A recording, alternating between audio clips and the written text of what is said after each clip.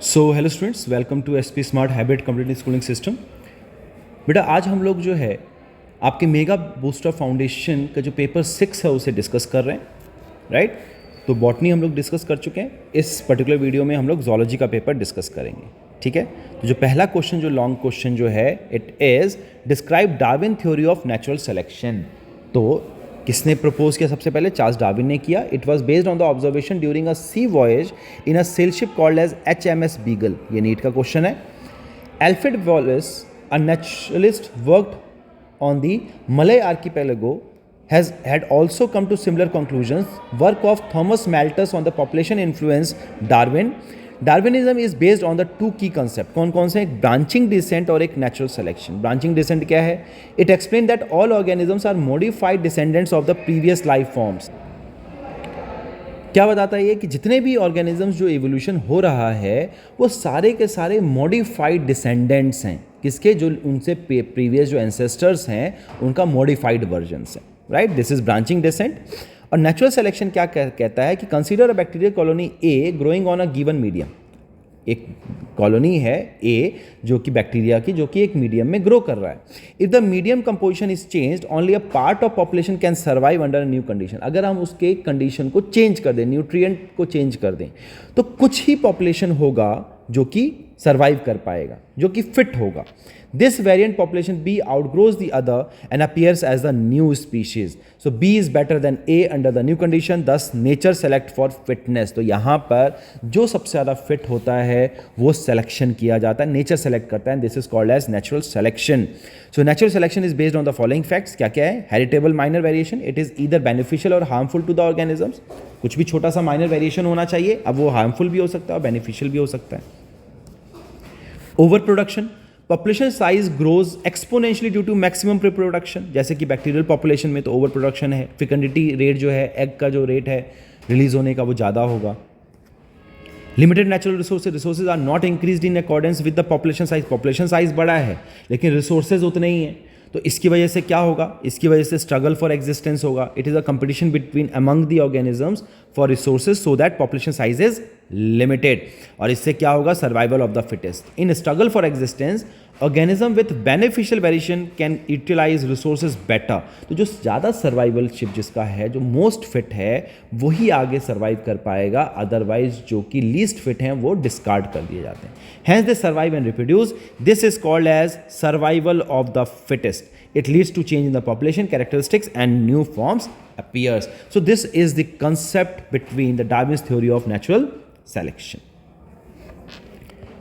Next question है, why is human project called as a mega project? Write down its goals, silent features and future implications. तो ये question बच्चे हम लोग बहुत बार डिस्कस कर चुके हैं। आप लोगों को पता है कि जोलॉजी में जब हम 5th चैप्टर की बात करते हैं उसमें 2 क्वेश्चन जो हैं, DNA fingerprinting and human genome project is important, very important. It is very important, right. तो इसमें हम लोग एम्स ऑब्जेक्टिव अलग अलग करके जो है डिफरेंट पेपर्स में हम ये डिस्कस कर चुके हैं। एम एंड ऑब्जेक्टिव्स हो गया, स्टेप्स हो गए ह्यूमन जीनोम प्रोजेक्ट से कि क्या क्या स्टेप्स हैं, साइलेंट फीचर्स हो गया और एप्लीकेशंस हो गया। तो आप लोगों ने क्या करना है, इस क्वेश्चन को एज अ 5 मार्क्स तैयार करना है। अगर 3 मार्क्स में सिर्फ साइलेंट फीचर्स आ गए तो आपने ये पॉइंट लिखने हैं। अगर फ्यूचर एप्लीकेशंस में आ गया तो आपने ये पॉइंट लिखना है। स्टेप्स की बात की जाए तो आपने ये पॉइंट्स लिखने हैं। तो इस तरीके से आपने इस क्वेश्चन को पॉइंट वाइज याद कर लेना, ठीक है। शॉर्ट क्वेश्चन देखें, शॉर्ट आंसर टाइप अगर क्वेश्चन देखा जाए तो पहला क्वेश्चन क्या है इसमें? Write a short note on sickle cell anaemia. Sickle cell anaemia कैसा है? It is a autosomal recessive genetic disorder. Autosomal recessive है यानी कि जनरेशन क्या करेगा? स्किप करेगा। It skips the generation skips. It means कि फादर से जब मदर में जाए, जो फादर से जब डॉटर में जाएगा तो डॉटर क्या हो जाएगी? कैरियर हो जाएगी, है ना। और कैरियर से जो मदर से अगर सन में जो जीन जाएगा तो वो इफेक्टिव हो जाएगा, वो डिजीज्ड हो जाएगा, ठीक है। सो ये क्यों होता है? It is due to the presence of mutated form of haemoglobin S. Sickle cell disease causes significant morbidity and mortality and is mainly caused when the glutamic acid of hemoglobin molecule is replaced by valine. जो 6th amino acid जो है that is glutamic acid, that is the 6th amino acid, जब ये replace हो जाए किससे? Clean से replace हो जाए। इसको हम क्या कहते हैं, मेंडेलियन डिसऑर्डर कहते हैं. In this condition the oxygen binding capacity of haemoglobin molecule is reduced and the mutant haemoglobin molecule undergo changes in its shape from the biconcave shape to the sickle shape, right. तो ये क्या है, quality change कर रहा है. तो ये कैसा है, क्वालिटेटिव है ये. It is a qualitative, right. अगर हम इसी में थैलेसीमिया की बात करें, thalassaemia is quantitative type of disorder, right. Next देखिए सेक्स डिटर्मिनेशन. ये भी क्वेश्चन हम लोग अच्छे से डिस्कस कर चुके हैं बहुत बार. तो ये 5 मार्क्स में इस तरीके से क्वेश्चन आ सकता है. In human, insect, birds and honey bee. Insect के अंदर X0 टाइप का होता है, XX एंड X0 टाइप का है. ह्यूमन के अंदर XX XY है. बर्ड्स के अंदर ZZ ZW टाइप का है. और हनी बी के अंदर क्या है, हैप्लोडिप्लॉइड टाइप का है. ये हम लोग अलग अलग पेपर्स में इसको अच्छे से डिस्कस कर चुके हैं, ठीक है. तो आपने पॉइंट वाइज ऐसे ही लिखना है, राइट. फिर what do you mean by adolescence. Adolescence का पीरियड वो पीरियड होता है जब एक किसी भी इंडिविजुअल में प्यूबर्टी आती है. For example in females it is from the age of 12 to 13 to up to 16th of age या 18th ऑफ एज, वो उनका प्यूबर्टी का टाइम होता है, राइट. अगर मेल्स की बात करें तो मेल्स के अंदर जो है प्यूबर्टी का टाइम जो है वो 15-16 ईयर्स से स्टार्ट होकर 21 ईयर्स तक रहता है. It is a range, right. तो इस पीरियड में जब ये चेंजेस आएगा, प्यूबर्टी का ऑनसेट होगा, तो वहाँ पे there are certain changes are there. इस चीज़ को हम एडोलेसेंस पीरियड कहते हैं, राइट. तो इसमें फिजिकल एंड साइकोलॉजिकल डेवलपमेंट होता है. क्या क्या चेंजेस आएगा, मेन प्रॉब्लम्स क्या क्या हैं. फिजिकल चेंज आ जाता है, इमोशनल चेंज आ जाता है, इन प्रॉब्लम्स आ जाता है, बिहेवियरल चेंज आ जाता है, बच्चे बिहेवियर चेंज हो जाते हैं, गुस्सा करने लग जाते हैं, है ना. Substance use and abuse, drugs का यूज़ करना, बहुत सारी चीज़ों से अट्रैक्ट हो जाते हैं. सिगरेट, बीड़ी, हुक्का, है ना, ये सब चीज़ों का, गुटखा हो गया, इन सब का यूज़ करना स्टार्ट कर देते हैं. ड्रग्स का यूज़ करना स्टार्ट कर देते हैं. एजुकेशनल चैलेंजेस आने लग जाते हैं. हेल्थ प्रॉब्लम्स हो गया, साइकोलॉजिकल प्रॉब्लम्स हो गए. सोशल प्रॉब्लम्स, वो सोशली जो हैं कैपेबल नहीं होते हैं. आजकल आपको पता है कि फ़ोन में लगे रहते हैं, खेलना नहीं है, तो socially they are not very well developed. Communication skills उनकी अच्छी नहीं रह पाती है. Sexual health, unplanned pregnancy and sexually transmitted infections, नए नए क्यूरियोसिटी होती है, तो इसकी वजह से सेक्शुअली ट्रांसमिटेड इन्फेक्शंस के चांसेस बढ़ जाते हैं. Addiction to cyberspace, IT, इन सब का जो है चस्का लग जाता है बच्चों को.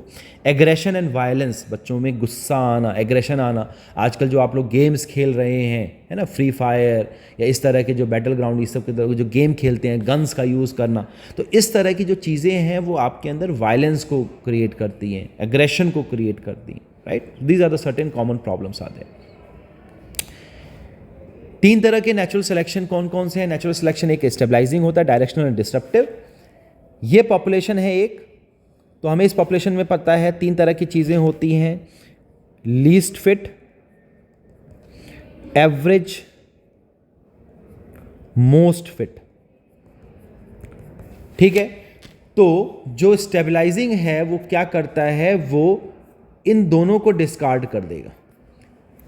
वो किसको करता है, एवरेज को सेलेक्ट करता है. तो इसका जो रेशो बनेगा वो इस तरीके से, तो एरो आप इस तरीके से बनाएंगे, है ना. डायरेक्शनल क्या करता है, वो लीस्ट फिट को कट कर देगा और एवरेज को कट कर देगा. और ये पूरा का पूरा जो शिफ्ट है वो एक दूसरे डायरेक्शन में, जो मोस्ट फिट जो होंगे वहां पर, ये किसको सेलेक्ट कर रहा है, एवरेज को. ये किसको कर रहा है, मोस्ट फिट को, राइट. और तीसरा है डिसरप्टिव. डिसरप्टिव किसको करता है, least fit and most fit. तो यहां पे 2 अलग अलग पॉपुलेशन बन जाएंगी और जो एवरेज होगा वो डिस्कार्ड हो जाएगा. तो 2 नए मीन्स बन जाते हैं पॉपुलेशन के. तो this is the type of natural selection. यहां पे आप डायरेक्शनल के अंदर इंडस्ट्रियल मेलानिज्म का एग्जांपल बहुत इंपॉर्टेंट है. इंडस्ट्रियल मेलानिज्म ये हम लोग डिस्कस कर चुके हैं और इस पे क्वेश्चन आ जाता है बहुत बार, राइट. नेक्स्ट है right a short note on transgenic animals. Why are these animals being produced. तो अगर किसी भी एनिमल का जीन अगर मॉडिफाई कर दिया जाए and express a foreign gene of other organisms, तो उसको हम ट्रांसजेनिक एनिमल्स कहते हैं, ठीक है. क्यों कराया जाता है ये, रिसर्च पर्पज से, such as to study the effect of drug, its toxicity and side effect, and to evaluate efficacy of the vaccines. To produce a better yield of products obtained from animals as well as their nutritional enrichment such as milk. to produce good quality breeds, to develop a disease model and study the mechanism and prognosis of the disease. So इस वजह से जो है transgenic animals का formation किया जाता है, they are produced. Very short में देखो तो अगर ह्यूमन स्पर्म का डायग्राम देखें तो सबसे पहले 3 रीजन है इसके अंदर, head region, mid piece and end piece, right. बीच में टेल है. सबसे आगे जो यहाँ पर प्रेजेंट है this is called as head. Head के अंदर प्रेजेंट होता है एक न्यूक्लियस, और न्यूक्लियस के आगे क्या प्रेजेंट होता है, एक्रोजोम प्रेजेंट होता है, और उसके ऊपर क्या है, प्लाज्मा मेम्ब्रेन. यहाँ पे प्रेजेंट है सेंट्रियोल. यहाँ पे प्रेजेंट है जो मिड पीस है, वहाँ पे प्रेजेंट होता है माइटोकॉन्ड्रिया जो कि एनर्जी प्रोवाइड करता है, राइट. टर्मिनल डिस्क प्रेजेंट होता है यहाँ पे, और नीचे की तरफ होता है एक्सियल फिलामेंट जो कि प्रेजेंट है आपका टेल रीजन में, और नीचे प्रेजेंट होता है एंड पीस. टेल रीजन में होता है कोलेस्टेरॉल. क्या प्रेजेंट है, कोलेस्टेरॉल प्रेजेंट है. कोलेस्टेरॉल जो है ये फर्टिलाइजेशन को, कैपेसिटेशन प्रोसेस को रोकता है, तो इसी वजह से टेल का हटना ज़रूरी होता है before fertilizing the egg, right. Next question है, how do the tranquilizers differ from the sedatives. तो tranquilizers are the drug which bring about mental tranquility, लेके आता है, रिलीफ देता है आपको, एंजाइटी से काम करता है आपके माइंड को, है ना, विदाउट अफेक्टिंग द कॉन्शियसनेस. ये कॉन्शियसनेस को कोई इफेक्ट नहीं करता है. लेकिन सिडेटिव क्या करता है, वो काम करेगा लेकिन क्या करेगा, वो सप्रेस कर देगा कॉन्शियसनेस को. So this is the major difference between the tranquilliser, consciousness को कोई इफेक्ट नहीं करेगा विदाउट अफेक्टिंग कॉन्शियसनेस, और सिडेटिव जो है इट सप्रेसेस द कॉन्शियसनेस. आपका स्टिमुलाई का क्या रिस्पॉन्स है उसको रोक देता है. Next question is draw the structure of antibody molecule. Antibody molecule में हमें पता है 2 तरह के चेन होते हैं, हैवी चेन है और लाइट चेन है. लाइट चेन है, इसके ऊपर क्या प्रेजेंट होता है, एंटीजन बाइंडिंग साइट्स प्रेजेंट होती हैं, variable region of heavy chains present होता है. बीच में क्या प्रेजेंट है, डाइसल्फाइड बॉन्ड्स प्रेजेंट हैं इनके बीच में, तो डाइसल्फाइड बॉन्ड प्रेजेंट है. कांस्टेंट रीजन प्रेजेंट होता है और वेरिएबल रीजन प्रेजेंट होता है. This is the structure of antibody. यहाँ पे हमारे पास सी टर्मिनल है और दूसरी तरफ हमारे पास एन टर्मिनल है. तो एंटीजन बाइंडिंग साइट कहाँ पे होगा, तो एन टर्मिनल के पास होगा. कहाँ पे प्रेजेंट होगा, एन टर्मिनल के पास, right. This is the structure of antibody molecule.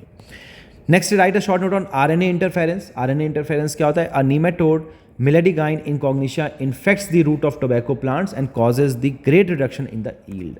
ठीक है, तो एक स्ट्रैटेजी है, हम क्या करते हैं to prevent this infestation which is based on the process of RNA interference. हम साइलेंस करा देते हैं mRNA को, right. So RNA interference involves silencing of a specific mRNA due to complementary double-stranded RNA molecule that binds to and prevents translation of the mRNA.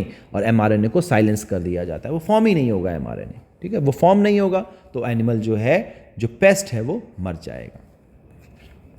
Next is right a short note on medical termination of pregnancy. आप लोगों को पता है कि एमनियोसिंथेसिस जो है वो ban है इंडिया में, लेकिन डॉक्टर्स जो है चेक करते हैं, ये चेक करने के लिए कि जो डेवलपिंग फीटस जो है उसमें कोई जेनेटिक डिसऑर्डर तो नहीं है, या फिर आफ्टर पार्चुरेशन बेबी के बॉर्न होने से, ऑफस्प्रिंग के बॉर्न होने से मदर को की हेल्थ को कोई खतरा तो नहीं है. अगर ऐसा कुछ होता है तो they suggest the particular female to get aborted, right. तो अगर वॉलेंट्री और intentional termination of pregnancy is called as medical termination of pregnancy, ठीक है. It can be either due to medical abortion which is type of non surgical abortion in which कोई medicine दिए जाती है, pharmaceutical drugs दिए जा सकते हैं टू इंड्यूस अबॉर्शन, और द टर्मिनेशन ऑफ प्रेगनेंसी, या फिर सर्जिकली भी हटाया जा सकता है. An oral preparation for medical abortion is commonly referred to as abortion pills. Apart from this mean, abortion can also be done surgically. Medical termination of pregnancy is legal up to 20 weeks of pregnancy. ये important line है. Safe कब तक है? Safe है up to 12 weeks of pregnancy. ठीक है बेटा. Very short में देखें, right 2 example of adaptive radiation. तो Darwin finches and cichlid fishes are the very good example of adaptive radiations. What is the probability that the son of color blind father would be color blind? हमें पता है कि colour blind जो है वो एक तरीके का जेनेटिक डिसऑर्डर है, मेंडेलियन डिसऑर्डर है, ये एक तरीके का ऑटोजोमल रिसेसिव डिसऑर्डर है. तो इसमें जो फीमेल्स होती हैं वो आपका जनरेशन स्किप करता है ना. तो यहाँ पे आपके कैसा डिसऑर्डर है, कलर ब्लाइंडनेस. कलर ब्लाइंडनेस जो है वो आपका सेक्स लिंक्ड रिसेसिव डिसऑर्डर है।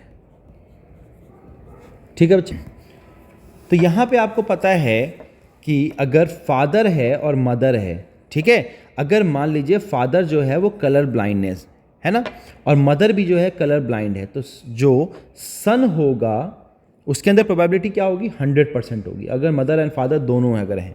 ठीक है, अगर फादर जो है कलर ब्लाइंड है और जो मदर है वो कैरियर है, मदर कैरियर, क्योंकि जनरेशन स्किप करता है तो यहां पे चांसेस सन के 50% हो जाएंगे। अगर फादर कलर ब्लाइंड है और mother is not colour blind, तो यहां पे परसेंटेज जो आ जाएगी वो 0% आ जाएगी।